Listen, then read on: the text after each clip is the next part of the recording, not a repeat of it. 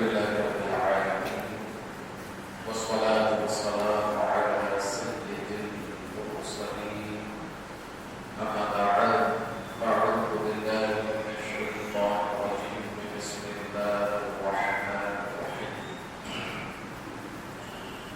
معزز بابا حاضرین مجلس السلام علیکم ورحمۃ اللہ وبرکاتہ.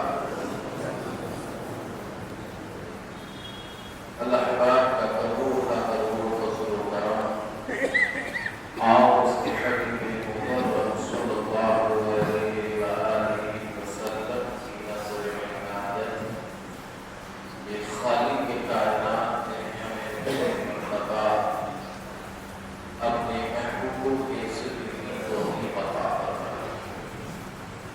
بعد واضح گفتگو سے قبل نبی رحمت صلی اللہ علیہ وآلہ وسلم کی بارگاہ میں عقیدت اور محبت کے ساتھ درود پاک پڑھ لیجیے. اللہم صل علی سیدنا و مولانا محمد وبارک وسلم. صلو سلام و سلام علیک یا رسول اللہ یا حبیب اللہ یا نبی اللہ صلی اللہ علیہ وآلہ وسلم. اللہ کی توفیق سے گزشتہ شب ہم نے حضرت امام حسن مجتبی علیہ السلام کے ذکر کی سعادت حاصل کی. آج امام اہل مقام حضرت امام حسین رضی اللہ تعالی عنہ کی ذات اقدس پر ہم گفتگو کا شرف حاصل کریں گے. اللہ کریم ہمیں اور آپ کو سننے سے زیادہ عمل کی توفیق عطا فرمائے. حضرت امام حسین رضی اللہ تعالی عنہ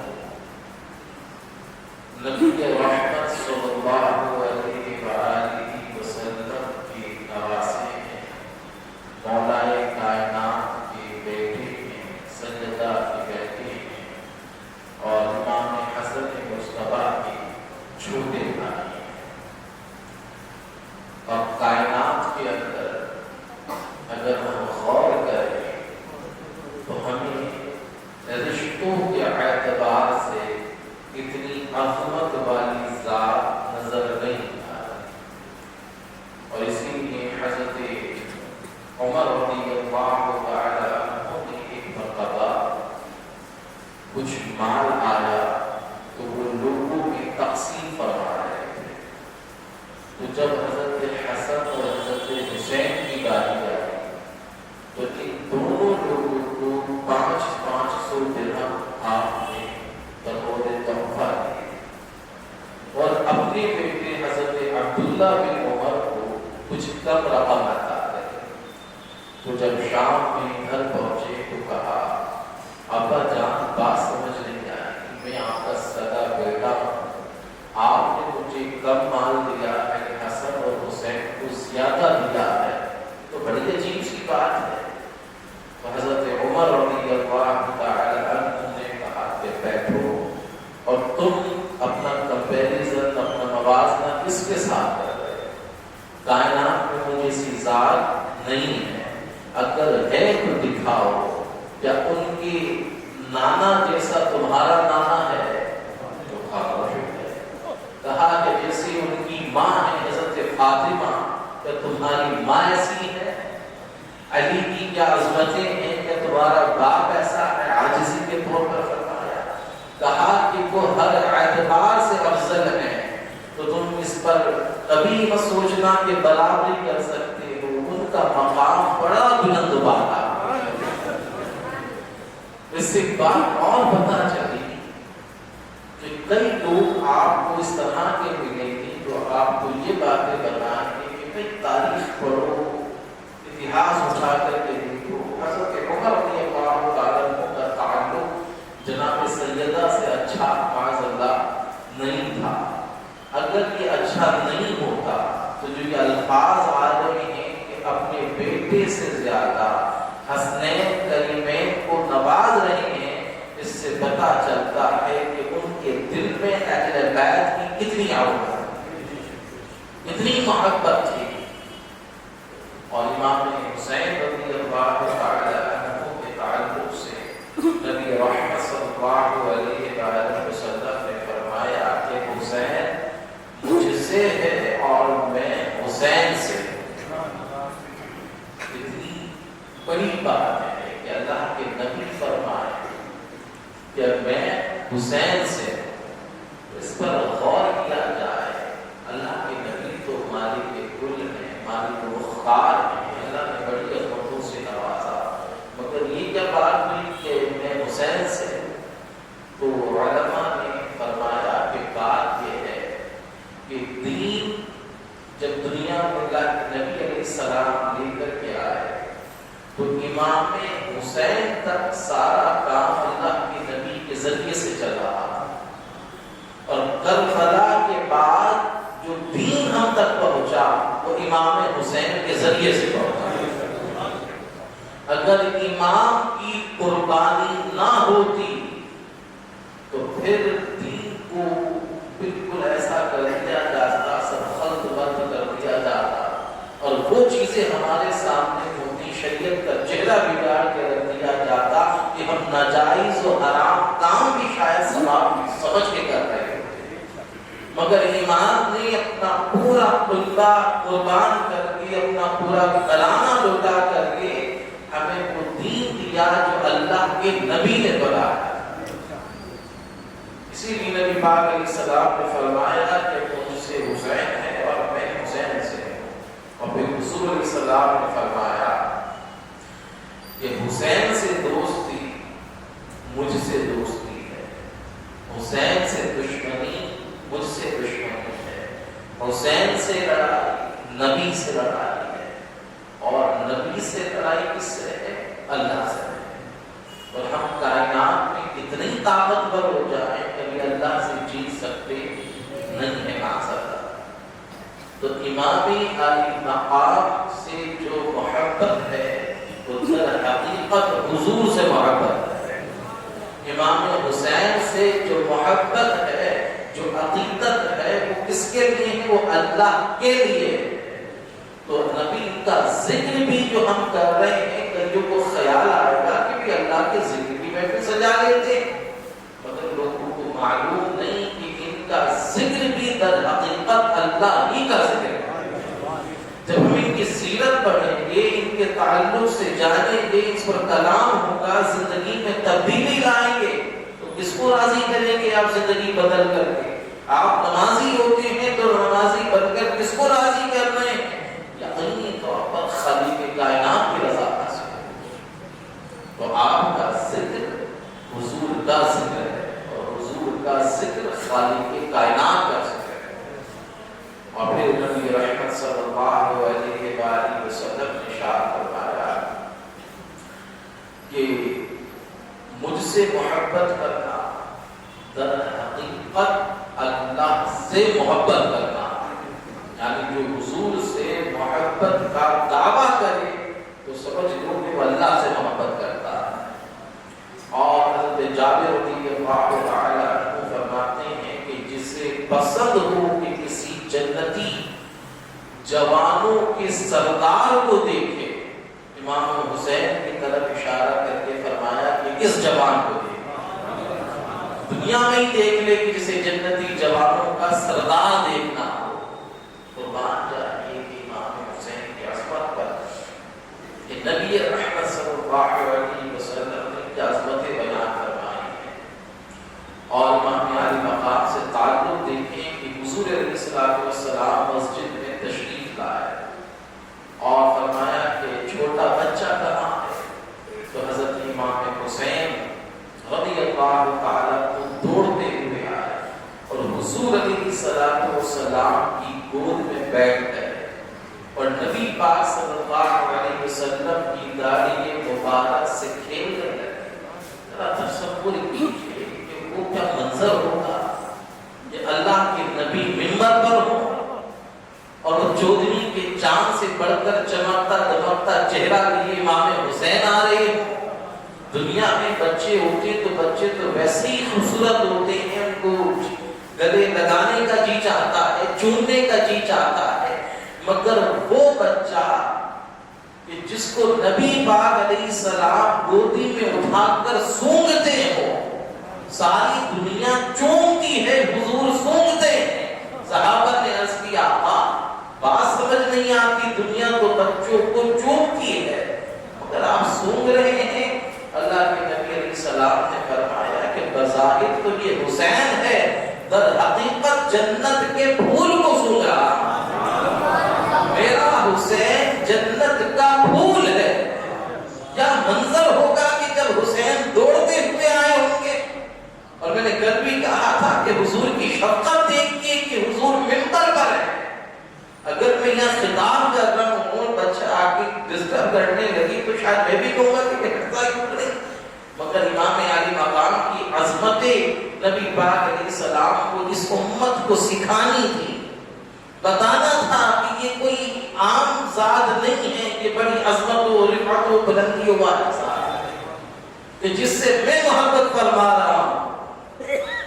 اور امام علی مقام رضی اللہ تعالی عنہ کے نبی پاک علیہ السلام نے ممبر پر ہی گود میں لیا اور فرمایا کہ اللہ میں اس سے محبت کرتا ہوں، جو اہل بیت کے لیے وہ حدیث آئی تھی کہ اللہ میں اس سے محبت کرتا ہوں اور تو بھی اس سے محبت کرتا، اور جو اس سے محبت کرے باری تعالیٰ تو اس سے بھی محبت کرتا۔ اب اللہ کے نبی دعا کر دیں، اللہ کی بارگاہ میں عرض کر دیں تو رد تو ہونے کا سوال ہی نہیں۔ تو اب اگر ہمارے دلوں میں محبت حسین ہے تو سمجھ لیں کہ اللہ ہم سے محبت فرما رہا ہے۔ اور ہم جتنے لوگ یہاں تصدیق آ رہے ہیں، ذکر کسی کا بھی ہو مگر نظر ذکر حسین پر ہے۔ پورے پروگرام کا جو فوکس ہے، جو ہماری ذہن تیار ہے، وہ کس کے لیے ہے کہ ذکر اہل بیت میں جا رہے ہیں۔ تو ہم یہاں خود نہیں آ رہے ہیں، کسی کے بھیجے ہوئے آ رہے ہیں۔ ہم محبت خود نہیں کر رہے ہیں، کسی کے اشارے پر محبت پیدا ہو گئی ہے۔ تو ہمیں اپنے نصیبوں پر قربان جانا چاہیے کہ اگر ہم حسینی ہیں تو خود نہیں ہے، خالق کائنات نے بنایا۔ اور پھر نبی پاک صلی اللہ علیہ وآلہ وسلم نے فرمایا کہ حسین سے جو محبت کرنے والا ہو، بلکہ وہ روایت سنی کہ حضرت ابو ہریرہ رضی اللہ تعالیٰ عنہ فرماتے ہیں کہ نبی پاک صلی اللہ علیہ وآلہ وسلم اپنا لعاب دہن امام حسین کے منہ میں بار بار ڈالتے تھے۔ ادھر مولائے کائنات جب پیدا ہوئے تو پہلی غذا حضور کا لعاب دہن، تو وہ مولائے کائنات بنے، علم کا باب بنے کہ کائنات کے اندر جس کو علم کی خیرات چاہیے ہوگی وہ در مولائے کائنات پر پہنچے۔ تو یہ تو ایک دو مرتبہ کی روایت ملتی ہے۔ امام حسین رضی اللہ تعالی عنہ لگ بھگ 6.5 سال حضور علیہ السلام کی گودی میں کھیلتے رہے۔ جب کبھی پیاس لگتی اور حضور کے پاس پانی موجود نہیں ہوتا، آپ اپنی زبان مبارک امام حسین کے منہ میں ڈالتے، اسے چوسنا شروع کرتے اور سیراب ہو جایا کرتے۔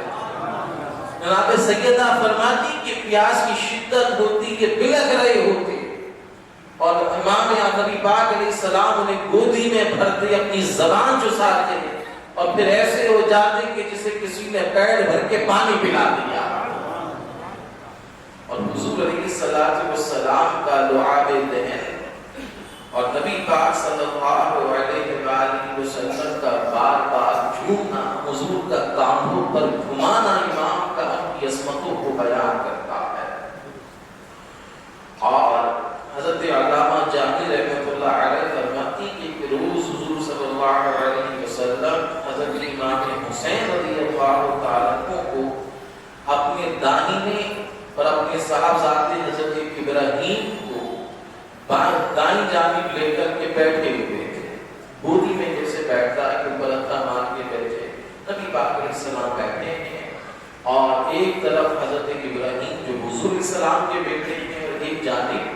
امام حسین ہیں اور جبریل امین حاضر ہوئے اور عرض کی کہ اللہ کے نبی صلی اللہ علیہ وسلم خالق کائنات آپ پر سلام بھیجتا ہے اور یہ ارشاد فرماتا ہے کہ ان دونوں میں سے ایک بیٹا آپ کے پاس رہے گا، ایک کو اللہ بلانا چاہتا ہے۔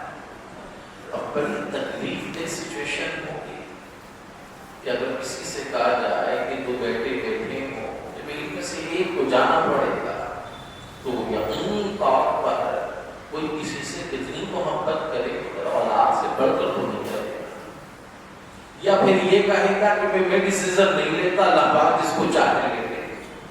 مگر نبی پاک علیہ السلام نے ایک نظر حضرت ابراہیم پر ڈالی، پھر ایک نظر امام حسین پر ڈالی اور فرمایا کہ اگر ابراہیم دنیا سے تشریف لے جاتے ہیں تو صرف زیادہ تکلیف مجھے ہوگی کہ میں اس کا باپ ہوں، اور اگر حضرت حسین جاتے ہیں تو میری سیدہ کو بڑی تکلیف ہوگی، مولا کائنات کو بھی تکلیف ہوگی۔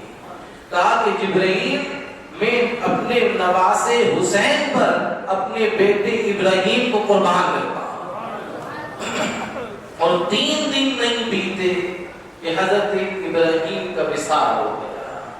اب غور کیجیے امام کی عظمتوں کا اس سے اندازہ لگائیے کہ حضرت امام حسین وہ ہیں کہ جن پر نبی نے اپنے بیٹے کو قربان کر دیا، اپنے بیٹے کو قربان کر دیا۔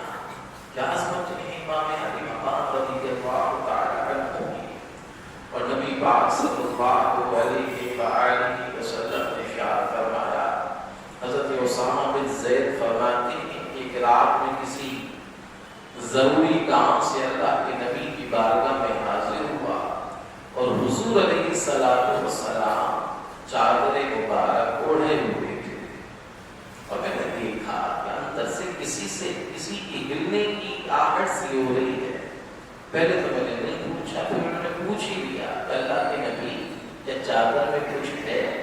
نبی پاک علیہ السلام مسکرائے اور اپنی چادر کو ہٹایا تو ایک بغل میں جو ہے وہ چپٹے ہوئے امام حسین تھے، ایک طرف حضرت حسن۔ جب کائنات میں نواسوں سے محبت کی اتنی مثال کی ملتی ہے، میں اگر غور کروں تو صحیح اولاد سے بھی نہیں ملتی۔ آپ دیکھتے کہ کوئی چادر میں چھپا کر کے لے کر کے گھوم رہا ہو، جو نظر بھی نہ آ رہا ہو، اس انداز سے چپٹا رکھا ہو، امام حسین کو اللہ کے نبی علیہ السلام نے چپٹا رکھا ہے۔ اور نبی پاک صلی اللہ علیہ وآلہ وسلم نے پھر ارشاد فرمایا کہ حضرت فاطمہ نے عرض کی کہ اللہ کے نبی صلی اللہ علیہ وسلم میرے بیٹوں کو کچھ عطا کر دے، اپنا کچھ حصہ دے دے۔ تو نبی پاک علیہ السلام نے فرمایا کہ حسن کے لیے میری ہیبت اور میری سیادت ہے، اور حسین کے لیے میری جرت اور سخاوت ہے۔ اب بات جرت کی ہے کہ کائنات میں اتنا جرت مند کوئی شخص میں نظر آتا ہے کہ 22,000 کے لشکر کے سامنے صرف 72 ساتھیوں کے ساتھ بیٹھ جائے۔ پہلے تو میٹنگز کرے گا، غور کرے گا، پھر کہے گا کہ بھیا ہمارا تو کوئی وہی نہیں ہے، کوئی مقابلہ ہی نہیں ہے، ہم کیا کریں گے جا کر کے۔ مگر جس کو جرت اللہ کے نبی نے عطا کی ہو اس کے لیے کوئی مسئلہ ہی نہیں ہے، کیونکہ اللہ کے نبی علیہ السلام جس کو جو عطا کر دے پھر وہ مختصر نہیں ہوتا، وہ سب کچھ ہوتا ہے۔ اور نبی پاک صلی اللہ علیہ وآلہ وسلم اتنی محبت فرماتے کہ حضور اسلام بیٹھے ہوئے تھے اور حضرت حسن اور حضرت حسین آپس میں کشتی لڑ رہے تھے، تو امام نبی پاک علیہ السلام نے فرمایا کہ حسین کو پکڑ لو۔ حضرت حسن سے کہا کہ حسین کو پکڑ لو۔ سیدہ زہرا نے فرمایا تو تعجب ہوا کہ دونوں بچے کہہ رہے ہیں، آپ ایک سے کیوں کہہ رہے ہیں؟ آپ حضرت حسن سے کیوں کہہ رہے ہیں کہ حسین کو پکڑ لو؟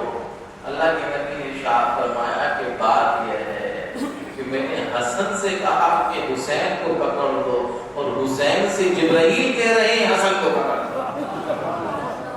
کہ جبریل امی موجود ہیں، وہ ان کو گائیڈ کر رہے ہیں، میں اسے گائیڈ کر رہا ہوں.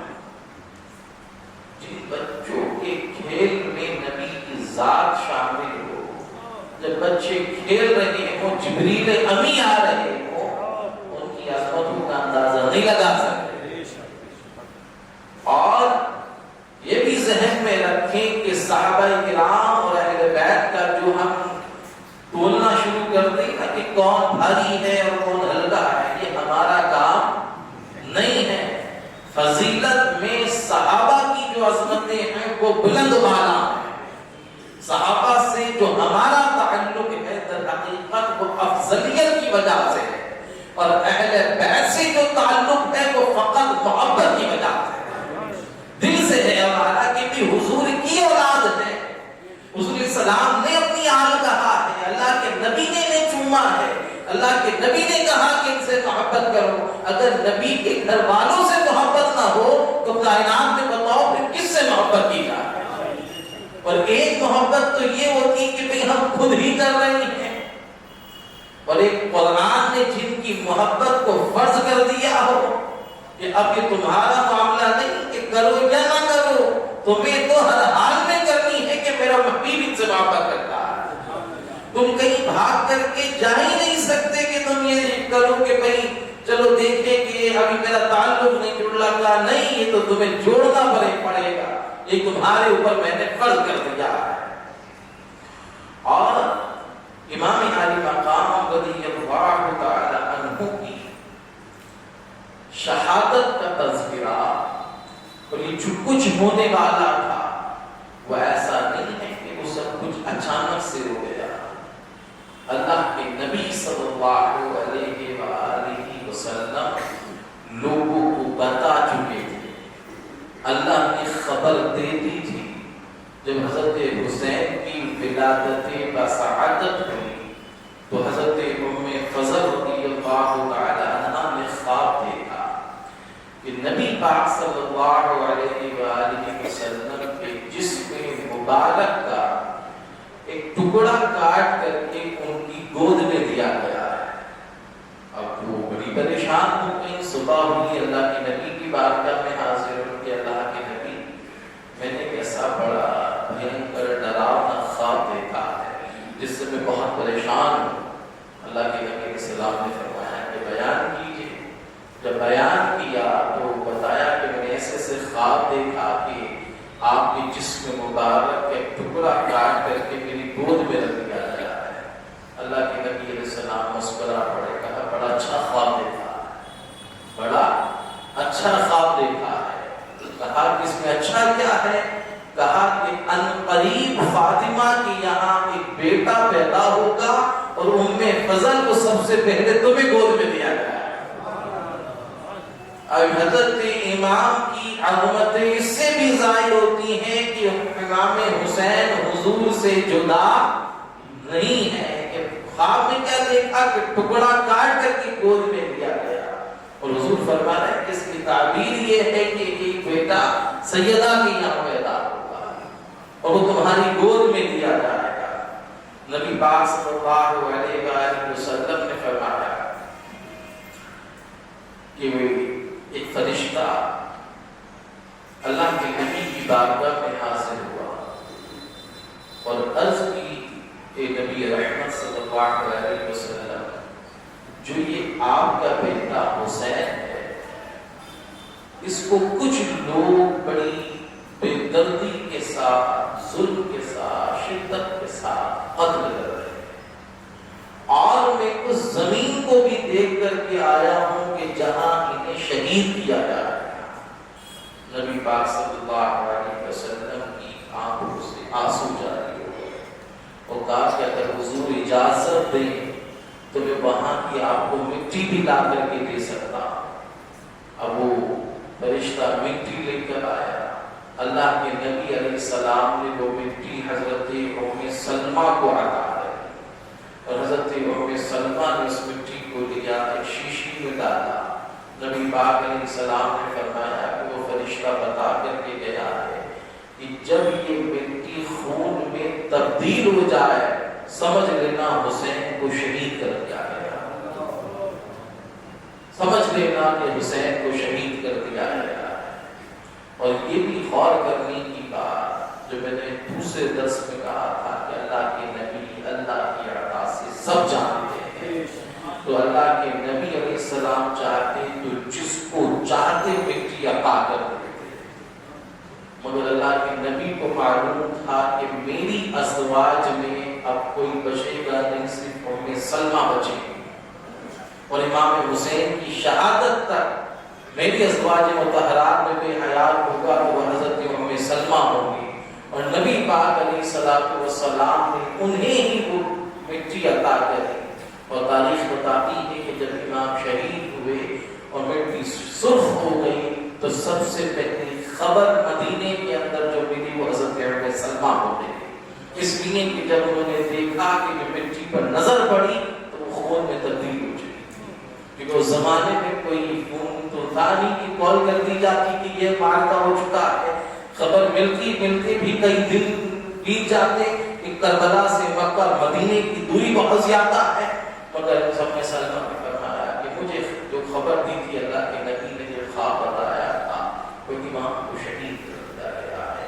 اور مولا کائنات کے تعلق سے بھی علماء نے دیکھا اور نبی پاک علیہ الصلوۃ والسلام کی بھی ایسی باتیں بتائی کہ کربلا کا پورا نقشہ پورا منظر ان لوگوں کے علم میں تھا کہ کہاں میرے بیٹے حسین کے خیمے لگے گے، کہاں پر گھوڑے باندھے جائیں گے، کہاں پر شہید کیا جائے گا، یہ سب جانتے تھے، مگر خوبی کمال یہ تھا کہ سب کچھ جاننے کے باوجود کوئی ایک روایت ایسی نہیں ملتی کہ بارگاہ الہی میں عرض کیا ہو کہ باری عربی سے کار کوئی دعا نہیں ہے، دعا صرف یہ ہے کہ اللہ کی استقامت عطا کرنا، کیونکہ وہ چاہتے تھے کہ وہ ہو جو اللہ تبارک و تعالی کی منشا ہے۔ امام حسین رضی اللہ تعالی عنہ کی بہت بڑی عظمت ہے، ان کی سیرت کے تعلق سے دو تین باتیں عرض کروں گا۔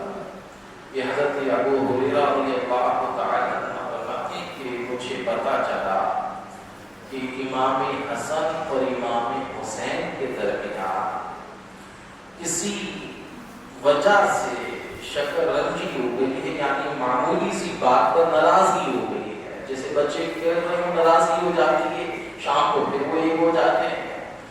تو حضرت ابو ہریرہ فرماتے ہیں کہ مجھے پتہ لگا کہ امام حسن اور حسین کے درمیان کچھ معاملہ ہو گیا ہے، اور امام ان کے گھر سے کچھ کر کے آ گئے ہیں، ان سے بات نہیں کر رہے۔ تو میں امام حسین کے پاس گیا اور کہا کہ بھئی اب راضی نامہ کر لو، وہ آپ سے بڑے ہیں، کیوں نہیں جا رہے؟ اور اللہ کے نبی علیہ السلام نے تو فرمایا کہ جو پہل کرے کسی سے جھگڑا ختم کرنے میں اللہ اسے جنت کا وعدہ کرتا ہے، تو آپ کیوں نہیں جا رہے؟ کہا کہ یہ حدیث تو مجھے معلوم ہے، مگر میں جا اس لیے نہیں رہا ہوں کہ میں نہیں چاہتا کہ اپنے بڑے بھائی سے پہلے چھوٹا بھائی جنت میں داخل ہو جائے۔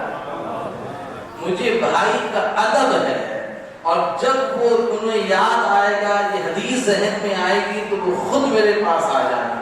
اور پھر یہ ہوا حضرت ابو ہریرہ فرماتے ہیں کہ میں امام حسن مجتبیٰ کے پاس حاصل ہوا اور یہ سارا واقعہ بتایا کہ آپ کا بھائی اس لیے نہیں آیا کہ وہ کہتا ہے کہ اللہ کے نبی نے ارشاد فرمایا ہے کہ جو صلح کر لے گا وہ جنتی ہو جائے گا، تو کہا کہ جو پہلے کرے گا وہ پہلے جنت میں جائے گا۔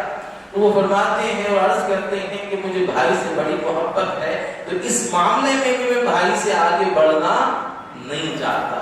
یہ بات سنی اور پھر امام حسن مجتبیٰ رضی اللہ تعالی عنہ امام حسین کے پاس تشریف لائے۔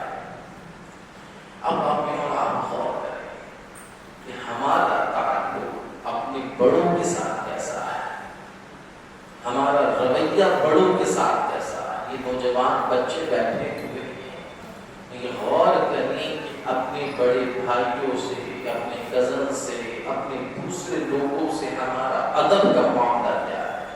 یہ امام حسین کی ذات ہے، امام حسن کی ذات ہے۔ وہ فرمانے کہ بڑے بھائی کی وجہ سے میں نے ایسا نہیں کیا، مگر ہمارا رویہ کیا ہے، ہمارے معاملات کیا ہے؟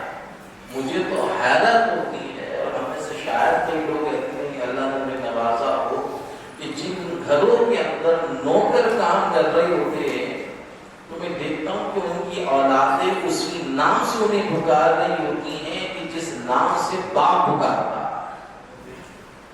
وہ ڈرائیور ہے، وہ رکشہ والا ہے، وہ دروازہ کھولنے والا ہے، وہ واش مین ہے، اسے دیکھ کر کے ہم وہی باتیں کرتے جس سے باپ جس انداز میں دیتا، جبکہ وہ بھلے سے باپ کی عمر کا کیوں نہ ہو، اور باپ بھی کچھ نہیں کہتا، وہ سمجھتا ہے کہ شاید ہی تو اس کی کیا حیثیت ہے۔ تو سمجھ لیجیے کہ حضرت ابو ہریرہ رضی اللہ تعالی عنہ نے امام حسین کو دیکھا کہ آپ کہیں سے چل کر کے آئے تو قدموں پر گرد لگ گئی تھی، تو حضرت ابو ہریرہ رضی اللہ تعالی عنہ اسے صاف کرنے کا کہ آپ آرام کر رہے تھے، نیند میں تھے، ایک دم اچانک سے اٹھے، کہا کہ کیا آپ کر رہے ہیں، آپ کی عمر مجھ سے بہت زیادہ، آپ کا مرتبہ۔ اب چاہتے تو کہتے ہیں کہ میں تو نبی کی اولاد، مجھے تو نبی نے چوما ہے۔ حضرت ابو ہریرہ فرماتے کہ مجھے پیچھے ہٹ گئے ایک دم کہ نہیں، میں آپ کو یہ صاف کرنے نہیں دوں گا۔ حضرت ابو ہریرہ نے فرمایا کہ صاحب کی بات ٹھیک ہے، میں بڑا ہوں، مگر میں تو اس لیے کر رہا ہوں کہ حضور آپ کو چومتے تھے، میں بھی قدموں کو چوم لوں گا تو حضور کی سنت ادا ہو جائے۔ آج اگر کسی عالم کی اولاد ہو، کسی پیر کی اولاد ہو، کسی بڑے ادھیکاری کی اولاد ہو، تو ادھیکاری کی اولاد اپنے آپ کو ادھیکاری سے کم سمجھنے کو تیار نہیں ہے۔ کوئی پیر کی اولاد ہے تو وہ پیر سے بھی 2 قدم آگے ہے، وہ کسی انسان کو انسان سمجھنے کو تیار نہیں ہے۔ وہ ایسے جھٹکتے ہیں اور اس طریقے سے جھڑکتے ہیں کہ کئی مثالیں ہمارے سامنے ہیں۔ تو ہم اپنے بچوں کو سکھا کیا رہے ہیں کہ امام علی مقام سے بڑھ کر کسی کی عظمت کی ہو سکتی ہے؟ نہ یہ کربلا کا واقعہ ہوتا، نہ امام حسن مجتبی شہید ہوتے، اگر میں بچپن سے یہ سکھایا جاتا کہ تمہیں تو صرف ٹشن میں ہی رہنا ہے، تمہیں تو بس بن کر کے رہنا کہ آپ میری اولاد ہو، بس گدی پر بیٹھ جاؤ اور ہاتھ پہ چمواتے رہو۔ نہیں، اسلام کا یہ کانسیپٹ ہی نہیں ہے۔ تو پہچانے جاؤ تو اپنی حیثیت سے پہچانے جاؤ۔ ہم ان سے محبت کر رہے ہیں، یہ ہماری عقیدت کا مسئلہ ہے کہ ہم حضور کی وجہ سے کر رہے ہیں، مگر اگر ہم دوسرے نظریے سے دیکھیں تو کیا امام کی عظمت کم ہے کہ ہم ان کی قربانی پڑھتے ہیں؟ تو ہم تو اس وجہ سے بھی ان کی عزت کریں گے۔ تو کرنا خود ہی پڑے گا۔ اگر آپ کچھ بڑا کرنا چاہتے ہیں، کچھ بڑا کرنا چاہتے ہیں، تو ان لوگوں کی سیرت پڑھیے کہ ان کا معاملہ کیا ہے۔ کہ حضرت محمد بن علی بن حسین فرماتے کہ میرے دادا جان امام حسین رضی اللہ عنہ، امام حسین کے پودے کی روایت کر رہے ہیں کہ اپنی زمین پر جانے کے لیے پیدل کی تشریف لے جا رہے تھے، تو راستے میں ایک صحابی رسول حضرت نعمان بن بشیر رضی اللہ عنہ ملے، وہ اپنے کھچر پر سوار تھے، اور آپ نے اپنی سواری سے اتر گئے اور سواری کو حضرت امام حسین کی بارگاہ میں پیش کیا اور عرض کی کہ عبداللہ آپ سوار ہو جائیں، اور امام حسین سوار نہ ہوئے، تو حضرت نعمان بن بشیر نے بہت اصرار کیا کہ وہ بیٹھ جائیے، اور پھر قسم دی کہ آپ اس پر سوار ہو جائیں۔ تو جب امام حسین رضی اللہ تعالیٰ عنہ کو بہت اصرار کیا، قسم دے دی، تو امام حسین رضی اللہ تعالیٰ عنہ نے کہا کہ آپ نے قسم دے کر مجھے مشقت میں ڈال دیا، آپ میرے بڑے ہیں، آپ تو جائے سواری پہ رہے تھے، آپ نیچے اتر کر کے آ گئے، تو میں نہیں چاہتا کہ میں سوار ہوں، مگر آپ اتنا اصرار کر رہے ہیں، قسم دے دی ہے اور مجھے مشقت میں ڈال دیا، تو آپ سواری کے اگلے حصے پر سوار ہوں، میں پیچھے حصے پر سوار ہوں گا، کیونکہ میں نے اپنی اپنی جان حضرت فاطمہ الزہرا رضی اللہ تعالی عنہا سے اور پیارے آقا صلی اللہ علیہ وسلم نے یہ فرمان سنا ہے کہ سواری کے اگلے حصے پر سوار ہونے کا حقدار اس کا مالک ہے۔ یعنی سواری پر جو سوار ہو تو جو اس کا مالک ہے وہ آگے بیٹھے، جو ساتھ میں جانے والا ہے وہ پیچھے بیٹھے گا، کہ اللہ کے نبی کا کہ میں نے فرمان سن رکھا ہے تو سواری کرنے سے پر سوار ہونے کے حقدار اس کا مالک، تو آپ آگے بیٹھیے۔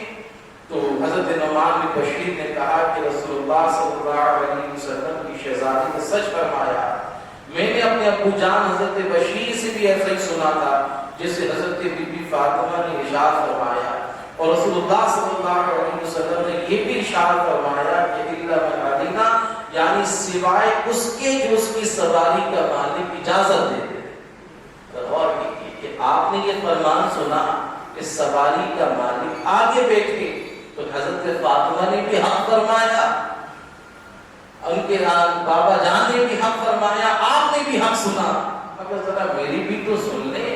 اللہ کے نبی نے یہ بھی تو ارشاد فرمایا کہ سواری کا مالک اگر اجازت دے دے اور محبت سے بٹھائے تو بیٹھنے والے کو آگے بیٹھ جانا چاہیے۔ امام حسین نے فرمایا کہ ایسی باتیں کرتی کہ مجھے مجبور کر دیا، تو مجبوری میں امام حسین رضی اللہ تعالی عنہ آگے تشریف فرما ہوئے۔ آج دو جماعتیں پڑھنے کے بعد کہیں پر وہ مسجد کا مؤذن ہو یا وہ صرف باشرے ہو جائے، داڑھی رکھ کے کرتا پاجامہ پہن لے اور کوئی محفل میلاد یا جلسہ ہو رہا ہو، اسی گوارا نہیں ہوگا کہ نیچے بیٹھ جاؤں، وہ تو سوچے گا کہ بلا اجازت کی طرح کسی بس مسند پر جا کر کے بیٹھوں گا، کیونکہ سمجھ لیجیے کہ ایسا کرنے سے عزتوں میں اضافہ ہوگا نہیں ہے۔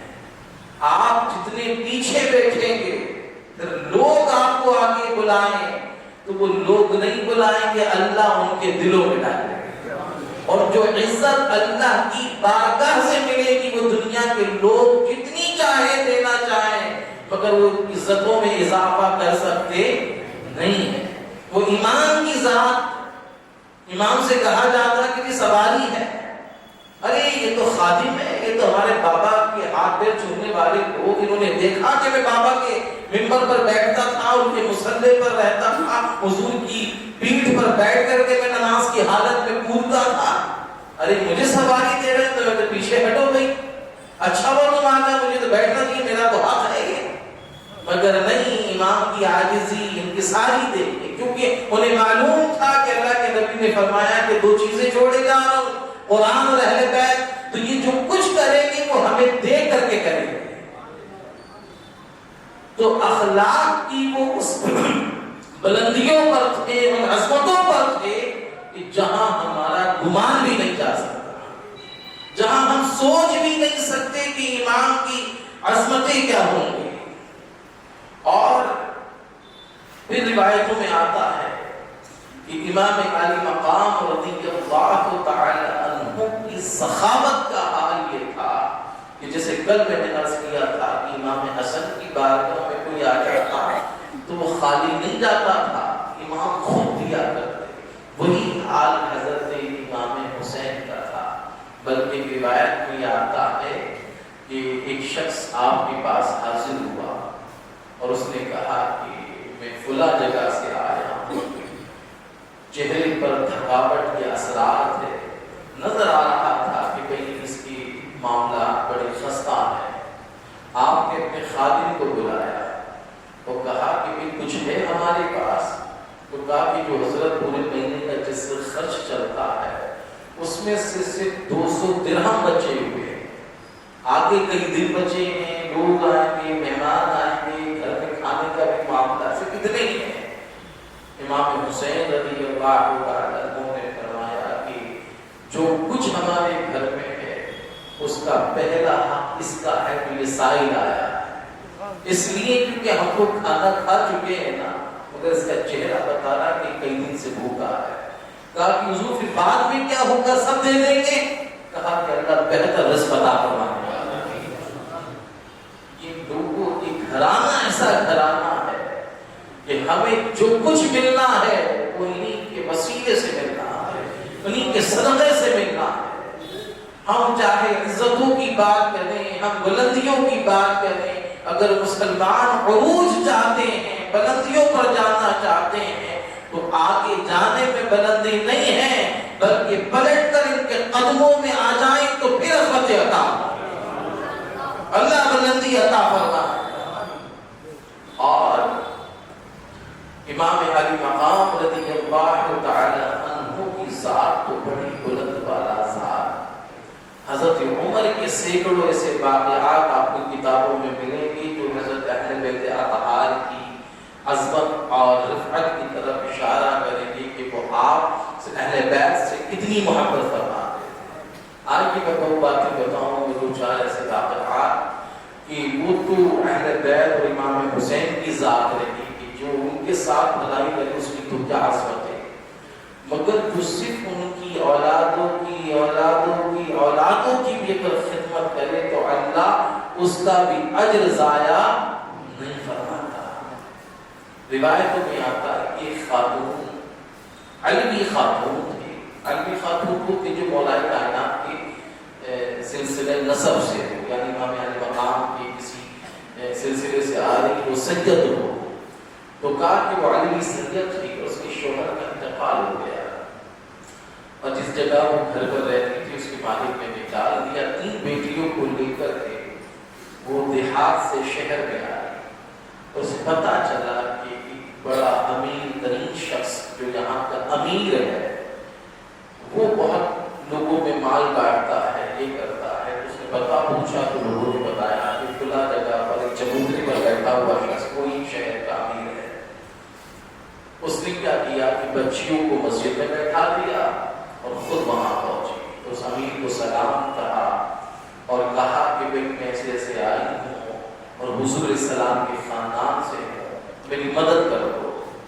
اس امیر نے کہا کہ میں تمہاری بات پر میں یقین کیسے کروں، کوئی گارنٹی لے کر آؤ، کوئی ایسا شخص لے کر آؤ جو تمہاری گواہی دے کہ تو باقی حضور السلام کے خاندان کی ہو۔ اس نے کہا کہ میں شہر میں اجنبی ہوں، میں پہلی بار یہاں آئی، یہاں کس کو لاؤں گی؟ کہا کہ نہیں لا سکتے تو یہاں ملے گا بھی کچھ نہیں۔ اب وہ بھوکی پیاسی پریشان تھی، وہ آگے چلی تو دیکھا کہ گرجا کا پادری ہے اور چند لوگ اس کی آواز سن رہے ہیں، وہ خطاب کر رہا ہے۔ تو ایک شخص سے پوچھا کہ یہ کون؟ اس نے بتایا کہ یہ پادری ہے اور یہ سخی بھی بہت ہے، نوازتا بھی بہت ہے۔ اس نے کہا چلو ٹھیک ہے، اس نے اپنی ساری بات کہی، جیسے جیسے میں اللہ کے نبی صلی اللہ علیہ وسلم کی اولاد میں سے ہوں، کیا آپ ہماری مدد کریں گے؟ اس نے اپنا باس کو ختم کیا، تقریر کرنا ختم کر دی، اپنے خادم سے کہا کہ میری اہلیہ سے کہو کہ تیار ہو کر کے آ جائے، آج بڑے عظمت والے مہمان ہمارے گھر آ رہے ہیں۔ اب اس نے اپنی بیوی کے ساتھ چند خادمائیں اس مسجد میں بھیجی کہ جہاں بچیاں تھیں انہیں بلایا، انہیں پردے کے اہتمام کے ساتھ ایک الگ کمرہ دیا، نئے لباس دیا، کھلایا پلایا۔ اب رات میں جب وہ امیر شخص سویا، ادھر یہ پادری بھی سو گیا، تو خواب میں وہ کیا دیکھتا ہے کہ وہ جنت میں ٹہل رہا ہے، جو امیر شخص تھا۔ اور وہ جب جنت میں دیکھا تو بڑا عالیشان محل تھا اور اس محل میں داخل ہونا چاہتا ہے، تو جیسے وہ داخل ہونا چاہتا اللہ کے نبی علیہ السلام فرماتے ہیں کہ تم کون؟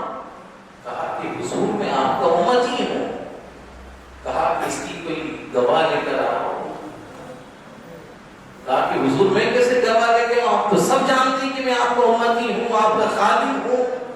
کہا کہ میری بچی میرے پاس آئی تھی تو مجھے اس سے بھی تو یہی کہا تھا کوئی گواہ لے کر کے آؤ۔ کہا کہ اس میں سے کچھ تجھے ملنے والا نہیں ہے۔ اس کو چھڑکا، اس کی آنکھ کھل گئی۔ اب وہ فوراً اٹھا، اپنے خادموں سے کہا کہ بھئی جس کی 3 بچیاں ہیں، خاتون ہیں، شہر میں آئی اسے تلاش ہے۔ وہ سب جگہ تلاش کیا، کہیں نہیں ملا۔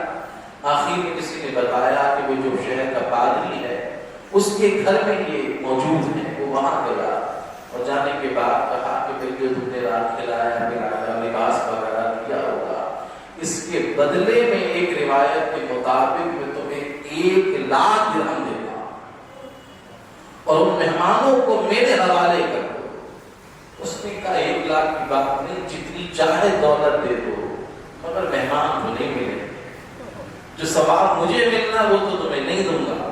اس نے کہا تجھے کیا ملنا ہے؟ کہا کہ جو خواب کو دیکھ کر کے آیا ہے نا، وہ میں نے بھی دیکھا۔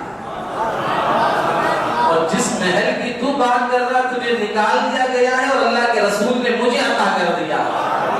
کہا تجھے کیسے عطا کیا؟ تو پادری ہے. کہا پادری تھا اب مصطفیٰ کا غلام. کہا کہ ان کی خدمت کی برکت سے اللہ نے مجھے ایمان کی دولت عطا کر دی. تو جو اہل بیت کا ذکر کرے، ان کی تعظیم کرے، تکریم کرے، اللہ اس کے ایمان کی حفاظت فرماتا. اور یہ تو ہم تو غلامان مصطفیٰ ہیں، حضور کی امتی ہیں. وہ تو حضور کو ماننے والا اس وقت نہیں تھا، وہ تو کسی اور مذہب کا پرچار کر رہا تھا. مگر اللہ کی مشیت وہی جانتا کس کو کس وقت نواز دے کچھ نہیں خبر. اس لیے ہر شخص کی تعظیم کرو، تکریم کرو، معلوم نہیں اللہ تبارک و تعالیٰ کو اس کی کون سی ایسی بات پسند آ جائے کہ اللہ اسے بلندیاں عطا کرے. اور ایک واقعہ میں کئی سال پہلے بیان کیا تھا، مجھے بڑا اچھا لگتا ہے اسی پر گفتگو کو ختم کرتا کہ ہم آج کے وقت میں مدد کرنے سے پہلے کتنی تحقیقات کرتے ہیں. میرے ملنے والے تھے، وہ ملنے والے ہیں ابھی بھی، وہ تھے کیا تو وہ لوگوں کی مدد کرتے ہیں، مگر وہ اتنی پھیلاوا پھیلاتے تھے کہ آپ کسی غریب کو بھیجو ان کے پاس کہ وہ اس کی مدد ہو جائے تو اس کو اتنا گھمائیں گے کہ اس کی گواہ لے کر آ، اس سے فون کرا، تب ہم تجھے 2000 روپے کا راشن دیں گے یا 500 روپے کا دیں گے، اس کا موبائل نمبر بھی لیں گے، 10 لوگوں کے سامنے اس کی میٹنگ ہوگی، عزت نفس کا تماشا ہوگا، تب کہیں جا کر کے وہ کسی غریب کو کچھ دیں گے. یہ آج کا کلچر ہے یار. مانا کہ بڑی خامیاں ہیں، بڑی دھوکے بازیاں بھی چل رہی ہیں، مگر ہم اور آپ اتنے معصوم بھی نہیں ہیں کہ کسی کا چہرہ دیکھ کر اس کی حقیقت کو بیان نہ کر سکیں اور پہچان نہ سکیں کہ بھئی یہ شخص ایسا ہے. تو وہ آج بھی ہم گواہوں کے چکر میں پڑے ہوئے ہیں کہ مدد تو کر دیں گے بھیا، اگر وہ 10,000 روپے کسی سے لے ادھار قرض لے اور وہ تو ایک غریب ہی تو آدمی ہوگا تو آپ کے پاس آ کے 10,000 اسے چاہیں گے. اگر کوئی ایسا گارنٹر لا کر دے کہ بھئی یہ نہیں دے گا تو میں دے دوں گا، تو اس کا مطلب وہ صاحب حیثیت ہوگا. تو جب صاحب حیثیت ہے تو وہ آپ سے کو دلوائے گا، اسی سے نہیں لے گا. اب اس کا حال ہی بیچارے کا ایسا ہوتا ہے کہ اس کا کوئی پرسان حال نہیں ہوتا. تو آج لوگوں کی مدد کے نام پر لوگوں کی عزتوں سے، عصمتوں سے کھیلا جا رہا ہے اور صرف اپنے نام کے لیے ہم یہ سارے کام کر رہے ہیں. تو ایک بزرگ حضرت سلمان بن ربیع رحمۃ اللہ علیہ، انہیں حج پر جانے کا بڑا شوق تھا. حالات ایسے تھے کہ حج پر جانا، تو کسی نے مشورہ دیا کہ بھئی ایسا کرو کہ تھوڑا تھوڑا مال جوڑنا شروع کرو، 2-4 سال میں اتنے اکٹھے ہو جائیں گے کہ تم حج پر چلے گا. کئی سال کی محنت مشقت کے بعد ان کے پاس 500 درہم جمع ہوئے اور جب حج کو قافلہ جانے لگا تو انہوں نے کہا کہ بھئی میں چلنا چاہتا ہوں. تو لوگوں نے بھی کہا کہ ٹھیک ہے ہم دیکھیں گے مال بھلے سے کم صحیح ہے مگر آپ ہمارے ساتھ حج پر چلیں. اب جب یہ حج پر روانہ ہوئے تو راستے میں دمشق کے مقام پر ان لوگوں نے اپنا پڑاؤ کیا. پیدل کا سفر تھا تو کئی دفعہ ایسا ہوتا تھا کہ کپڑے دھونے ہیں، نہانا ہے یا آرام کرنا، کوئی 2 دن کا بیچ میں پڑاؤ ڈالتے تھے. تو وہاں رکے، وہاں قریب میں بازار بھی تھا، تو سب کا مشورہ ہوا کہ یہی ٹھہرو، یہیں نہائیں گے، دھوئیں گے، اس سفر کے آگے کا کھانے پینے کا سامان بھی سے اکٹھا کر لیں گے اور آگے چلیں گے. ایسے ہی ہوا. اب جب قافلہ ٹھہر گیا اور یہ کچھ سامان خریدنے کے لیے بازار کی طرف جانے لگے تو راستے میں ایک چھوٹا سا میدان نظر آیا، ویرانہ سا، اور وہاں ایک خاتون مرے ہوئے کھچر کا گوشت کاٹ کاٹ کر اپنے تھیلے میں ڈال رہے تھے. اب یہ سامان لینا تو بھول گئے. پہلے ان کے ذہن میں کیا آیا کہ ممکن ہے کہ شاید یہ کوئی بھٹیارن ہے، کوئی ایسی خاتون ہوگی جو مردار کا گوشت کاٹ کر کے لے جائے گی، لوگوں کو پکا کر کے کھلائے گی. مگر کنفرم نہیں تھا کہ ایسا کیا ہے، کہ دور سے دیکھتے رہے. اور جب وہ خاتون ایک بڑا ٹوٹا پھوٹا سا مکان ہے، دروازہ بھی ٹوٹا ہوا ہے، اور اس کے اندر یہ داخل ہو گئے۔ اب اس کے اندر سے بند کر دیا۔ اب یہ دروازے میں جھانک کر کے دیکھ رہے کہ 3 یا 4 بیٹیاں لڑکیاں جوان ہیں، اور وہ خاتون جب پہنچی تو بچیوں نے سوال کیا، اماں 4 دن کا فاقہ ہو گیا ہے، کیا اب بھی کچھ کھانے کو ملا کہ نہیں ملا؟ اس نے کہا کہ ہاں کچھ نہیں ملا، مرا ہوا کچر پڑا تھا، اس کا گوشت لے آئی ہوں، اسے آگ پر بھون لیں گے، کم سے کم جان تو بچی جائے گی۔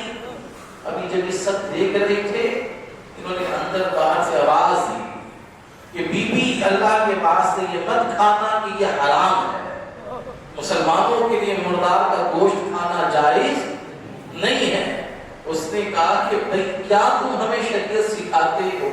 یہ مسئلے تو ہم بھی جانتے ہیں کہ ہم حضور کی اولاد میں سے ہیں، نبی رحمت ہمارے نانا لگتے ہیں، مگر بات یہ ہے کہ جب اس طرح کا معاملہ ہو جائے کہ 3-4 دن کے فاقے ہو جائیں اور جان پر بچ جائے تو جان بچانے کے لیے مردار کھانا جائز ہو جاتا ہے۔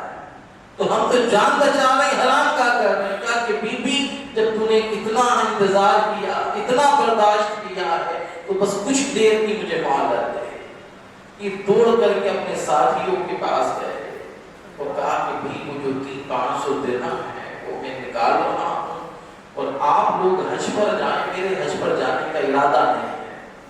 کہا کہ بھئی آپ کو بڑا شوق تھا، اشتیاق تھا، زمانے سے رقم جمع کر رہے تھے، کیوں نہیں جائیں گے؟ کہا کہ نہیں جانا، اور خاموشی سے وہ پیسے لیے، بازار گئے، 100 درہم کا آٹا خریدا، 100 درہم کے کپڑے خریدے، اور 300 درہم اس کے آٹے میں رکھ کر کے اس خاتون کے پاس پہنچے۔ وہ کہا کہ بی بی تو اسے قبول کر لے۔ اب جیسے ہی پہنچے کہا کہ تم کون ہو؟ کہا کہ مسافر تھا، حج پر جا رہا تھا۔ جب وہ بچیوں نے دیکھا کہ آٹا بھی ہے، کپڑے بھی ہیں، کچھ رقم بھی ہے، تو بے ساختہ اس ماں کی زبان سے نکلا کہ اللہ تجھے ایک بار نہیں بار بار حج عطا کرے۔ ایک بی بی بچی بیٹی تھی، اس نے کہا کہ بھئی تو نے جو ہم پر خرچ کیا ہے، نہیں اللہ اس سے بہتر تجھے عطا کرے۔ ایک بیٹی نے دعا دی کہ باری تعالیٰ تجھے وہ نعمتیں عطا کری جو تیرے گمان میں بھی نہ ہو۔ یہ ساری دعائیں نہیں، آمین کہا، مگر دل تو مایوسی ہے کہ مدینے نہیں جا پا رہا، حج کے راستے میں نہیں جا پا رہا۔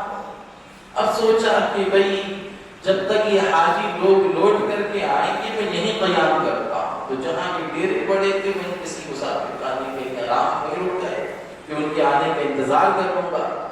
اب جب وہ 1-2 مہینے کے بعد وہ لوگ پلٹ کر کے آئے تو آنے کے بعد ایک شخص آیا، کہا کہ سلمان بن ربی تم تو منع کر رہے تھے حج پر نہیں جاؤں گا، ارادہ بدل دیا ہے، میاں کون سی اونٹنی لائے تھے، کون سی سواری لائے تھے کہ ہم سے پہلے ہی وہاں پہنچے ہوئے؟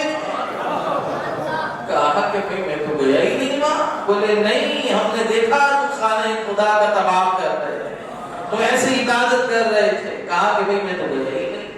دوسرا شخص آیا، کہا کہ یار بڑے عجیب آدمی ہو، اللہ کے نبی کی بارگاہ میں سلام عرض کر رہے تھے، ہم نے اشارہ کیا دیکھا بھی نہیں ہماری طرف۔ کہا کہ بھئی میں تو گیا ہی نہیں، تو اشارہ کیسے؟ اتنے میں ایک شخص دوڑتا ہوا آیا اور ایک رقم سے بھری ہوئی، دیناروں سے بھری ہوئی ایک تھیلی تھی، اور اس میں لگ بھگ 500 درہم کی جگہ دینار تھے۔ دینار سونے کے سکے ہوتے تھے اس زمانے میں۔ کہا کہ یہ تمہاری امانت لو۔ کہا کہ بھیا کون سی امانت؟ کہا کہ روزے رسول پر بھیڑ زیادہ تھی تو تم نے کہا کہ اسے رکھ لو، جب فارغ ہوں گا تو میں لے لوں گا۔ اب وہاں تو ملاقات ہو نہیں سکی، تمہاری امانت ہے، اسے پکڑو۔ کہا کہ جب میں گیا ہی نہیں تو امانت کیسے دے دی؟ اس نے کہا کہ یہ واپس نہیں لوں گا، کہیں اور کی بات ہوتی تو میں رکھ بھی لیتا، اب روزے رسول کے سامنے تم نے دیا ہے مجھے، یہ اپنی تھیلی پکڑو اور میں تو جا رہا ہوں۔ اب اس تھیلی کو دیکھا، اس میں دینار بھرے ہوئے، اس تھیلی پر لکھا ہوا تھا کہ جو اللہ سے سودا کرتا ہے وہ خسارے میں نہیں رہتا۔ ساری باتیں ہو گئی، پریشان ہے، اللہ کے نبی خواب میں تشریف لائے اور کہا کہ ربیع بن سلمان بھیا کتنے گواہ چاہیے کہ تم نے حج کیا ہے؟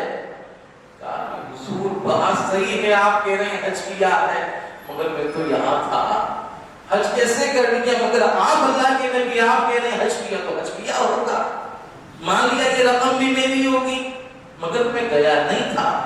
اللہ کے نبی علیہ السلام نے ارشاد فرمایا کہ بھائی بات یہ تھی کہ تو ہماری آل اور اولاد کے ساتھ بھلائی کر رہا تھا، اب مدینے سے ملاحظہ کر رہے تھے۔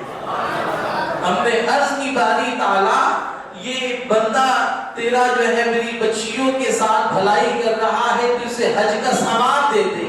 اللہ کی طرف سے ندا آئی، کسی اور کی بات ہوتی تو اور تھی، ابھی کہ تیری آل اور اولاد کی بات ہے، ایک حج کیا اس کی شکل کا فرشتہ ہی بنا دیتے ہیں، دنیا میں جب تک حج ہوں گے ہر حج میں شریک ہوگا اور اس کا ثواب اس کو ملتا رہے گا۔ تو جو نبی کے اولاد پر جان کو چھڑکتے ہیں، مال خرچ کرتے ہیں، خوش ہوتے ہیں، اللہ انہیں غیب سے عطا فرماتا۔ اور اس واقعے سے یہ بھی بات ہمیں پتہ چلی کہ ہم کارخانے دار ہیں، ہم ایکسپورٹر ہیں، بولے بھئی ہم تو الحمدللہ ہر سال رمضان مدینے میں گزارتے ہیں، وہاں کی افطاری کے کیا کہنے مکہ میں گزارتے ہیں، اور یہاں لیبر کا مال مار کے آپ جا رہے ہیں، جن کا ادھار ہے آپ کو دینے کو تیار نہیں ہے، تو آپ کا حج قبول نہیں ہوگا۔ اگر لوگوں کا دل خوش کر دیا، کسی غریب کو پیٹ بھر کے کھانا کھلا دیا، کسی مزدور کی مزدوری اس کے وقت پر ادا کر دی، اللہ ویسے ہی تمہیں عطا فرما دے گا۔ مگر مال مار کے جاؤ گے، زمینوں پہ قبضے کر کے جاؤ گے، لوگوں کو ستا کر کے جاؤ گے اور ایسا معاملہ کر کے جاؤ گے کہ کارخانے داروں کے اپنی لیبر کے پیسے مار رکھے ہیں، آ کر کے دیں گے بھیا تو 1 لاکھ خرچ کر کے جا رہا ہے، یہی دے کر چلا جا، جانے کی ضرورت کیا ہے؟ مگر آپ ہر سال جا رہے ہیں۔ اور بلکہ میں ایک بات اس میں عرض کروں تو کئی لوگ اس پر ناراض ہوتے ہیں، ایک برا حال ہماری اس قوم کے ساتھ یہ بھی ہو گیا کہ ان لوگوں کو حج اور عمرے کرا رہے ہیں جو خود صاحب حیثیت لوگ ہیں، وہ کئی حج اور عمرے کر چکے ہیں، بولے فلاں مفتی صاحب ہیں، بولے میں چاہ رہا ہوں عمرے پر بھیج دوں، مگر وہ کہہ رہے ہیں کہ 2035 تک تو میں خالی ہی نہیں ہوں، بولے فلاں پیر صاحب ہیں، بس وہ اگر میرے پیسوں سے حج پر چلے جائیں، عمرے پہ چلے جائیں، بات بن جائے، جبکہ وہ خود بڑھیا گاڑیوں میں گھوم رہے ہیں، اللہ نے انہیں آلریڈی بڑی دولتوں سے نوازا ہے، کئی عمرے ہو کے حج کر چکے ہیں۔ کیا تمہیں کبھی وہ نظر نہیں آتا جو پھٹے ہوئے لباس سے 5 وقتہ نماز پڑھتا ہے اور جب دعا کے اندر امام کہے کہ اللہ ہمیں مدینے بلا لے تو اس کی آنکھوں سے اشک رواں ہوتے ہیں، وہ سسکیاں لیتا ہے کہ کاش میرے پاس بھی مال ہوتا تو مدینے کی گلیوں میں سیر کر دیتا، وہ دن رات تڑپ رہا ہے، بلک رہا ہے، نمازی بھی ہے، وہ حرام بھی نہیں کماتا ہے، مگر ہم اس کو بھیجنے کو تیار نہیں، اس لیے کیونکہ وہاں نام نہیں ہوگا۔ ہمیں تو بڑے سے مفتی صاحب کو سیٹ کر کے رکھنا کہ جب جائیں وہ ہمیں وی آئی پی ٹریٹمنٹ ملے، ہمیں تو فلاں حضرت کو سیٹ کر کے رکھنا کہ جب جائیں تو بہترین دسترخوان کے لگے لوگ کہیں کتنا غریبی آدمی ہے۔ سمجھ لیجئے کہ یہاں تو ساری چیزیں چل سکتی ہیں، اللہ کی بارگاہ میں صرف خلوص نیت دیکھی جائے۔ کئی باتیں آپ کی جو ہے بھاونائیں آہت تو ہو رہی ہوں گی، کئیوں کو ٹھیس تو لگ رہی ہوگی، مگر حقیقت یہی ہے کہ پہلے غریبوں کو بھی دیکھ لیجئے کہ جو ٹی وی میں مدینہ منورہ دیکھ کر کے زار و قطار ہوتے ہیں کہ کسی صورت پہنچ جائیں، مگر انہیں معلوم ہے کہ ہم 200-250 روپے کی مزدوری کرتے ہیں، زندگی کے آخری پڑاؤ پر ہیں، 2-4 سال کی زندگی، انہیں معلوم ہے کہ نہیں جا سکتے، بس دعا کر رہے ہیں، مگر اگر ہمیں خبر ہے کہ اس کی تڑپ ہے، اس کو ہم بھیج سکتے ہیں، تو ان ساری دنیاوی دکھاووں سے نکل کر کے اس کو آپ کرا دیجیے، اللہ آپ کو پھر ایسی زیارتیں کرائے گا کہ تمہیں جانے کی بھی ضرورت نہیں ہوگی۔ ایک بزرگ فرماتے ہیں کہ جو اللہ کے رسول علیہ السلام کا چہیتا ہو جائے اور حضور سے خود محبت کرے اور حضور کی توجہ اس کی طرف ہو جائے تو دنیا میں ایسی جب وہ نماز پڑھتی ہے، نماز میں اتحیات میں بیٹھتی ہے، تو جب السلام علیکہ ایھا النبی کہتی ہے تو وہ رک جاتی ہے، نماز کو آگے چالو نہیں کرتی۔ شریعت کہتی ہے کہ 3 بار سبحان اللہ کہنے کی مقدار، خاموش رہے، کچھ نہیں پڑھا، نماز ختم۔ وہ کہہ رہے ہیں کہ ہم انتظار کرتے ہیں۔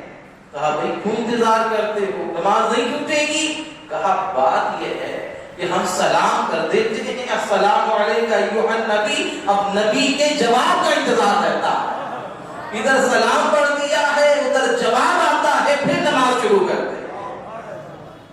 ایسا تعلق پیدا کیجئے، اللہ سے ایسا رشتہ مضبوط کیجئے، پھر دیکھیے کہ اللہ کیسی رحمتیں، برکتیں، سعادتیں عطا فرماتا ہے۔ اللہ کریم مجھے اور آپ کو سننے سے زیادہ عمل کی توفیق عطا فرمائے۔ کلمہ شہادت پڑھ لیجیے، اشہد ان لا الہ الا اللہ و اشہد ان محمدا عبدہ و رسولہ۔ السلام علیکم ورحمۃ اللہ